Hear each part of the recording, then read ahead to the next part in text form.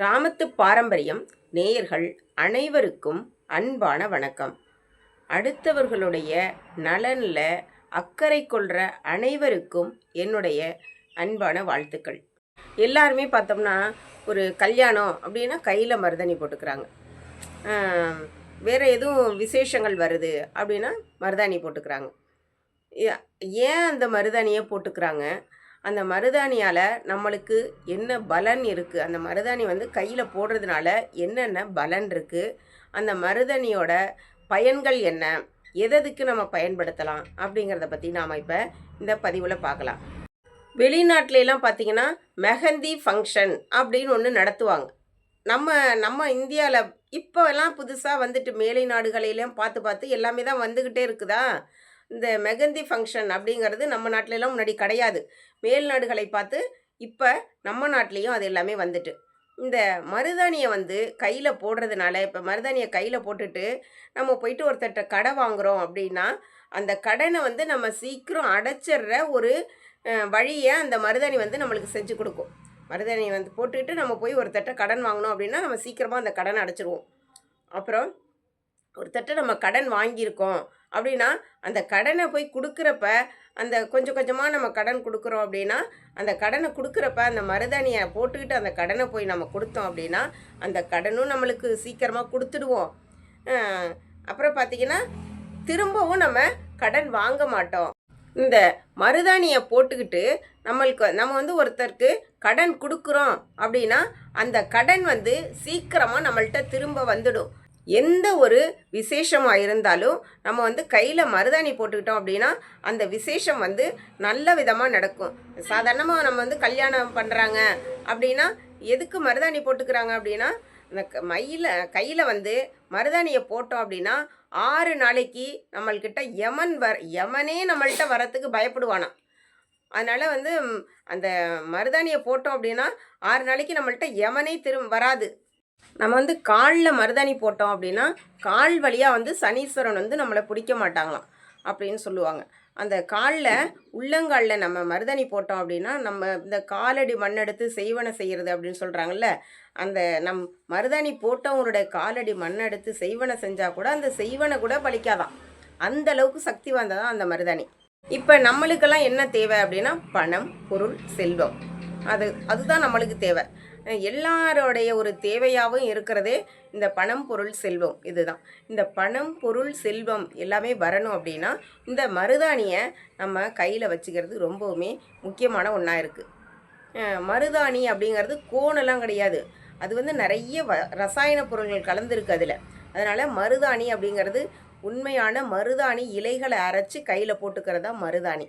இந்த மருதாணியில் பார்த்திங்கன்னா சில பேர் வந்து நல்லா செவக்கணும் அப்படிங்கிறதுக்காக சுண்ணாம்பெல்லாம் வச்சு அரைப்பாங்க. சுண்ணாம்பு வைக்கிறது வந்து வெத்தலைக்கு மட்டும்தான் சுண்ணாம்பு வச்சா இதை செவக்கும்.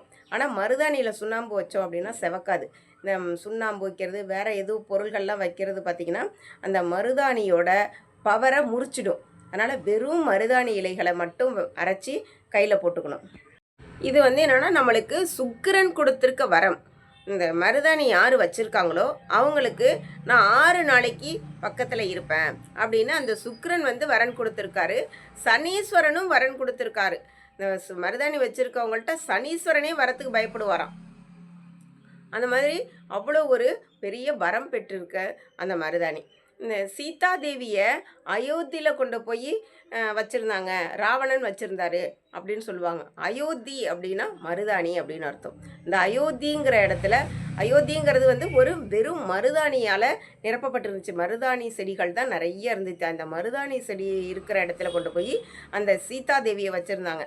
ஆனால் அயோத்தி வனம் அப்படிங்கிறது மருதாணி வனம் அப்படின்னு அர்த்தம். அந்த காலத்துலலாம் பார்த்திங்கன்னா நான் சின்ன குழந்தையாக இருக்கிறப்பெல்லாம், சின்ன குழந்தைன்னா ஒரு 7வது 8வது அப்படிலாம் படிக்கிறப்பெல்லாம் பார்த்திங்கன்னா எங்கள் வீட்டிலலாம் மருதாணி இல்லை. அதனால் நாங்களாம் எங்கே பார்த்தாலும் இந்த மறுநாள் வந்து ஒரு விசேஷம், அதாவது வருஷப்பரப்பு, விநாயகர் சதுர்த்தி, சரஸ்வதி பூஜை இப்படிலாம் விசேஷம்லாம், தீபாவளி பொங்கல்லாம் விசேஷம் வருதில்ல, அந்த விசேஷத்துக்கெலாம் பார்த்திங்கன்னா நாங்கள் ஸ்கூல் விட்டு வந்துட்டு மருதாணி பறிக்கிறதுக்காக போவோம். போனால் ஒரு இடத்துலையும் போய் பார்த்தோம்னா அந்த மருதாணி மரத்தில் உள்ள இலைகளெல்லாம் அதுக்கு முன்னாடியே வந்து எல்லோரும் பறிச்சுட்டு வெறும் மொட்டையாக இருக்கும், இலையே இருக்காது. இதில் மறுபடியும் சரி அடுத்த இடத்துக்கு போவோம் அப்படின்னா அங்கே எல்லாருமே பறிச்சிருப்பாங்க. அது மாதிரிலாம் போய் அலைஞ்சு மருதாணியை பறிச்சிக்கிட்டு வந்து நாங்கள் வந்து அரைச்சி அந்த மறுநாள் ஏதாவது எந்த விசேஷமாக இருந்தாலும் மருதாணி போட்டுக்குவோம் அப்போயெல்லாம். ஆனால் இப்போயெல்லாம் வந்து எல்லார் வீட்லேயும் மருதாணி மரம் இருக்குது, ஆனால் பறித்து போடுறதே இல்லை. கண்டிப்பாக மருதாணி இலையை அரைச்சி போட்டுக்கணும். எல்லாருமே மருதாணி போட்டுக்கணும். ஒரு விசேஷம், அதாவது ஒரு பூஜை பண்ணுறோம் அப்படின்னா மருதாணி போடாமல் பூஜை பண்ணக்கூடாது. மருதாணி போட்டு பூஜை பண்ணுறது தான் முழுமையடையும்.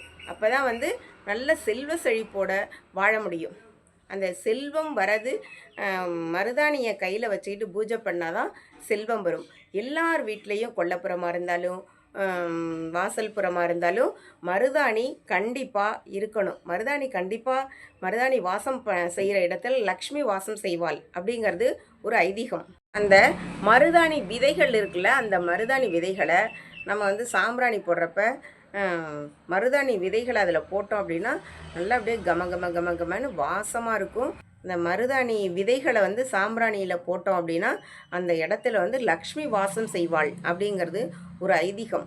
அது கூடவே நம்ம வந்து ஏலக்காயையும் கலந்து, ஏலக்காய் விதைகள் இருக்குல்ல, ஏலக்காயை உரிச்சிட்டு பார்த்தோம்னா அதுக்குள்ளே விதை இருக்குல்ல, அந்த விதைகளையும் மருதாணி விதைகளையும் நம்ம அந்த சாம்பிராணியில் போட்டோம் அப்படின்னா அந்த இடத்துல வந்து லக்ஷ்மி வாசம் செய்வாள். அந்த ஏலக்காய் வந்து இந்த மாதிரி வாசனை திரவியம் அப்படின்னு இந்த ஏலக்காய் வந்து வச்சோம்னா பணத்தை ஈர்க்கும் அப்படிலாம் சொல்லுவாங்கள்ல. அதனால தான் இந்த ஏலக்காயை வந்து அதிகமாக இதுக்கு தான் பயன்படுத்தியிருக்காங்க. இப்போ தான் வந்து அந்த பாயசத்தில் போடுறது, இனிப்பில் போடுறது அதெல்லாம் இப்போ தான் வந்திருக்கு. என்ன அப்படின்னா பாயசம்லாம் போட்டோம் அப்படின்னா சுவை அதிகரிக்கும், கணவனுடைய அந்த பாசம் அதை ஈர்க்குமா அது அப்படின்னு சொல்லுவாங்க. கணவனுடைய அன்புக்கு பாத்திரமாக இருக்கும் அப்படின்னு சொல்லுவாங்க. நம்ம சமைக்கிற சமையலில் வந்து ஏலக்காயை போட்டோன்னா கணவனுடைய பாசத்தை இழுக்கும் அப்படின்னு சொல்கிறாங்க இப்போலாம். அதனால் வந்து அந்த ஏலக்காயை வந்து அதில் எல்லாம் கலக்கிறாங்களாம். அப்புறம் மருதாணி இலைகளை அரைச்சி அதை வந்து சின்ன சின்னதாக தட்டி காய வச்சு அதை மறுபடியும் பொடி பண்ணி அந்த பொடியை இது என்ன வாசல்லாம் தெளிக்கலாம். வாசலில் தெளித்தாக்கா லக்ஷ்மி வாசம் செய்வாள். அந்த மருதாணி இலைகளை வந்து இது தெளித்தோம்னா லக்ஷ்மி வாசம் செய்வாள். அந்த சாம்பிராணி புகை போடுறப்ப மருதாணி விதைகள் கிடைக்கல அப்படின்னா அந்த சாம்பிராணி இலை அரைச்சி வச்சுருக்கோம்ல பொடி, இந்த மருதாணி பொடி, அந்த மருதாணி பொடியை அந்த மருதாணியில் சாம்பிராணியில் கலந்தோம் அப்படின்னா அந்த மருதாணி விதை கலக்கிற அந்த வாசம் வந்து இதுலேயும் வரும். அதனால் லக்ஷ்மி வாசம் செய்வாள் அப்படின்னு ஒரு ஐதீகம் இருக்குது. வெளியில் போகிறோம், ஒரு எக்ஸாமே எழுதுகிறோன்னு வச்சிங்களேன், வெளியில் ஒரு ஏதோ ஒரு நம்மளுக்கு முக்கியமான ஒரு விஷயம் பேச போகிறோம் அப்படின்னா இந்த மருதாணியை போட்டுக்கிட்டு நம்ம போனோம் அப்படின்னா நம்ம போகிற காரியம் வந்து வெற்றி அடையும்னு சொல்லுவாங்க. அதனால் வந்து எந்த ஒரு செய்தியாக இருந்தாலும், ஒரு பெண் பார்க்க போகிறதா இருந்தாலும், எதுவாக இருந்தாலும், ஒரு எக்ஸாமுக்கு போகிறதுனா கூட இந்த மருதாணியை போட்டுட்டு போனோம் அப்படின்னா நம்ம போகிற காரியம் வெற்றி அடையும். அதனால் அதுக்கெல்லாமே இந்த மருதாணியை நம்ம வந்து பயன்படுத்திக்கலாம். எல்லாருமே வந்து இந்த மருதாணியை பயன்படுத்தி செல்வ செழிப்போட வாழணும். இந்த வீடியோ பிடிச்சிருந்தா லைக் பண்ணுங்கள், ஷேர் பண்ணுங்கள், கமெண்ட் பண்ணுங்கள். நன்றி, வணக்கம்.